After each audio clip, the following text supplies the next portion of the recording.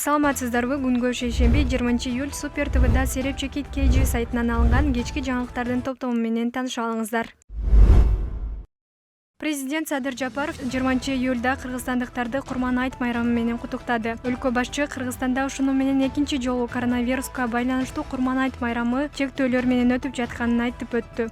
Ал жарандарды өздөрүнүн жана айланасындагы адамдардын саламаттыгын коргоо үчүн эмдөөдөн өтүүгө, ден соолукту бекемдөөгө чакырды. Күчтүү коом капилеттен келген ар кандай кыйынчылыктарга, сыноолорго жана өзгөрүүлөргө каршы даяр болуш керек. Үстүбүздөгү жыл ушундай сыноолор менен коштолсо да, биз бардыгын сабырдуулук менен, айкөлдүк жана туруктуулук менен жеңип, жаңы ийгиликтерге ишенимдүү кадам таштайбыз. Кудай Таала ар бир үйгө береке, ырыскы жана бакыт тартуулап, биздин ар кандай оору сыркоолордон оолак кылсын. Айтыбыз элибизге, жерибизге жана жалпы мусулман дүйнөсүнө маарек болуп, тынчтык, токчулук жана молчулук ыроолосун. Жараткан Кыргызстаныбызды сактасын, баарыбызды кийинки Курман айтка чейин аман эсен жеткирсин деп жазылган куттуктоодо. Ош шаарындагы Борбордук Сулайман Тоо мечитинде 7000ге жакын адам майрамдык айт намазга катышты. Бул тууралуу шаардык мэриянын басма сөз кызматынан билдиришти. Маалыматка караганда, шаардын мэри Талайбек Сарыбашев бардыгын ыйык Курман айт майрамы менен куттуктап, бул майрам эзелтен бери элдин биримдигин чыңдап, жакшылык менен кайрымдуулукту чагылдыргандыгын баса белгиледи. Буга чейин Кыргызстан мусулмандардын дин башкармалыгы коронавирус пандемиясынан улам шаардын аянттарында айт намазын окуудан баш тартып, аларды мечиттерде өткөрүүнү сунуш кылган. 19-июльда Самарада Бишкек-Москва каттамындагы учак авариялык конууга аргасыз болду. Бул тууралуу орусиялык ЖМКлар жазып чыгышты. Маалыматка караганда, авариялык конуу Крумоч аэропортунда ишке ашырылган. Учактын жүргүнчүлөрүнүн биринин ден соолугуна байланыштуу конууга аргасыз болгон. Маалым болгондой, учак Крумочко 7:43 конгон.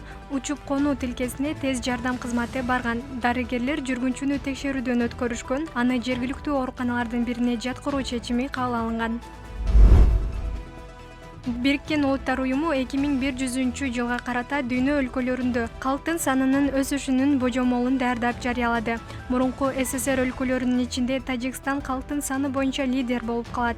Ал жакта жашоочулардын саны 172%га көбөйөт деп божомолдошот талдоочулар. 2100-жылга чейин калктын 2 эсе азайышы Молдова, Украина жана Литвада катталат. Ал эми Латвиянын калкы 42%га, Грузияныкы 37%га кыскарат. Беларусь жана Орусияда жашоочулардын саны дагы кыскарат. Тиешелүүлүгүнө жараша 21 жана 14%га, Тажикстандын калкы 172%га, Кыргызстандыкы 71%га, Казакстандыкы 50%га өсөт. Тажикстандан 345 этникалык кыргыз Оганстандан Вахан районунан кайтып келгенин Татарстан Республикасынын чек ара кызматы кабарлаган. Кыргызстандын Тышкы иштер министрлиги бул маалымат боюнча комментарий берди. 13-июльда Тажикстандын Тышкы иштер министрлигине огандык кыргыздардын кыргыз-тажик чек арасында өткөрүү пунктуна өтүүсүнө көмөктөшүү өтүнүчү боюнча нота жөнөтүлгөн. Тышкы иштер министрлигинин маалыматы боюнча Кыргызстандын расмий кайрылуулары жоопсуз калган. Ошондой эле Тажикстандан качкандар жана алардын оганга кайтып барышы жөнүндө расмий маалымат алган эмес. 14-июльда этникалык кыргыздар башпаанек издеп Оганстандан Тажикстанга кетүүгө аргасыз болгону маалым болгон. Кийинчерээк Тышкы иштер министрлиги Кыргызстан Тажикстанга качкан оган кыргыздардын эвакуацияларын билдирген. Ошондой эле министрлер кабинети Оганстандан качып Тажикстанда турган этникалык кыргыздарды кабыл алууга камданып жаткан. Amazon компаниясынын негиздөөчүсү жана дүйнөдөгү эң бай адам Джефф Безос шейшемби күнү өзүнүн Blue Origin компаниясы курган New Shepard кемесинде биринчи суборбиталдык учууга чыгат. BBC'нин жазган маалыматына ылайык, кемеде Безостон тышкары анын агасы Марк, аэрокосмостук индустриянын ардагери 82 жаштагы Уилл Фанк жана Голландиядан келген 18 жаштагы студент Альвия Деймон болот. Безос бул учууну көптөн бери пландап жүргөн. Эгер баары жакшы болсо, анда ал өзүнүн компаниясынын кемеси менен стратосферанын четинде учкан экинчи космостук миллиардер болот. Биринчиси 11-июльда болгон. Ал британиялык ишкер Ричард Брэнсон. Безостун учуусу болжол менен 11 мүнөткө гана созулат. Капсуланы экипаж менен ракетадан 40 чакырым бийиктикте бөлүп алгандан кийин ал болжол менен 105 чакырым бийиктикке көтөрүлүп, бир нече мүнөттөй нөлдүк тартылуу зонасында туруп, андан кийин парашют менен түшөт. Безостун ракетанын жана кеменин, ошондой эле авариялык куткаруу тутумунун коопсуздугуна ишенгендиктен экипаж мүчөлөрү космоско скафандрсыз учушат. Ысык көлдө дайынсыз жоголгон 29 жаштагы Казакстандын жаранын издөө үчүн кошумча күчтөр тартылды.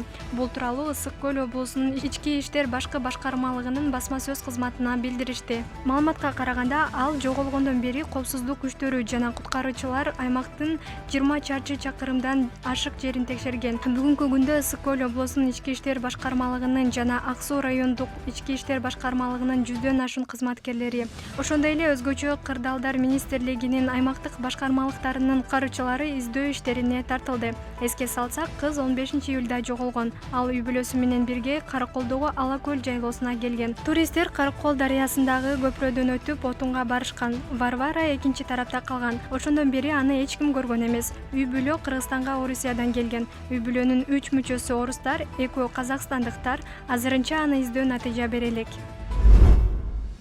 Буга чейин өзгөчө кырдаалдар министрлиги кечээ 19-июлда Лейликте сел жүргөнүн маалымдап, селден 16 жаштагы өспүрүмдүн көз жумганын билдирген эле.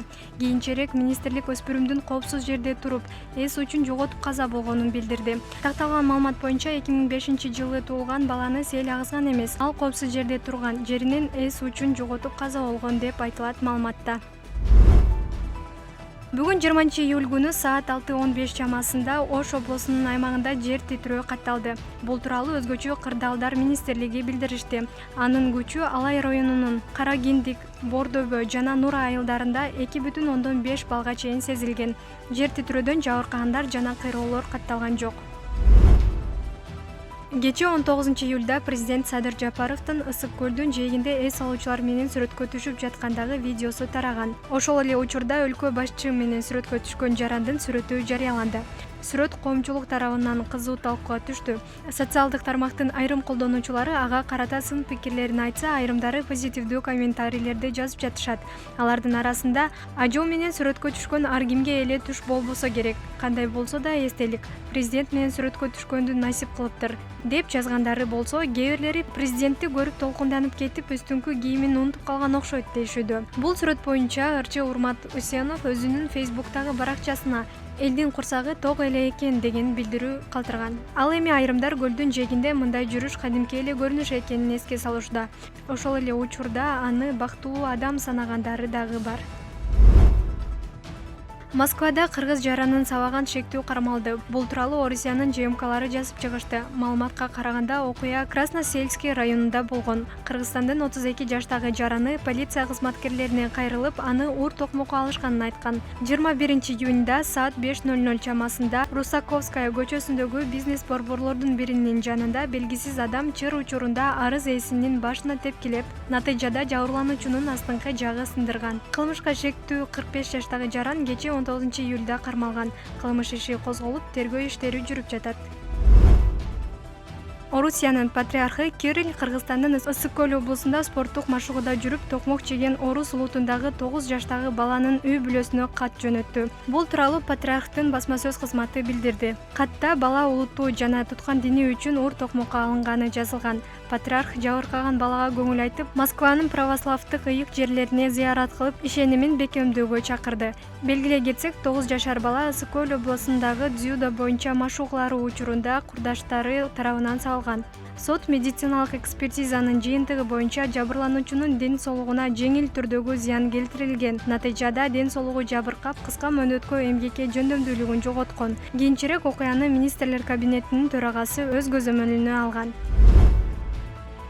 Акыркы сутка ичинде өлкө боюнча 1291 адамдан коронавирус аныкталды. Бул тууралуу Саламаттыкты сактоо министрлигинен кабарлашты. Аймактарга алып карасак, Бишкек 939, Ош 17, Чүй облусу 129, Ош облусу 21, Талас облусу 18, Нарын облусу 26, Ысык көл облусу 52, Жалал-Абад облусу 15, Баткен облусу 74 кишиден илдет аныкталды. Ошентип, өткөн жылдын март айынан бери коронавирус катталгандардын саны 151.607 адамга жетти. Соңку суткада 10 киши оорудан каза болду. Каза болгондордун 6-өө Бишкекте, Чүйдө 2, Таласта 1, Баткенде 1 өлүм катталды. Өткөн жылдын март айынан бери өлкөдө аталган илдеттен көз жумгандардын саны 2196 адамды түздү. Ушул жана башка жаңылыктарды Сереп Чекит KG сайтынан окуй аласыздар. Кечиңиздер көңүлдүү улансын.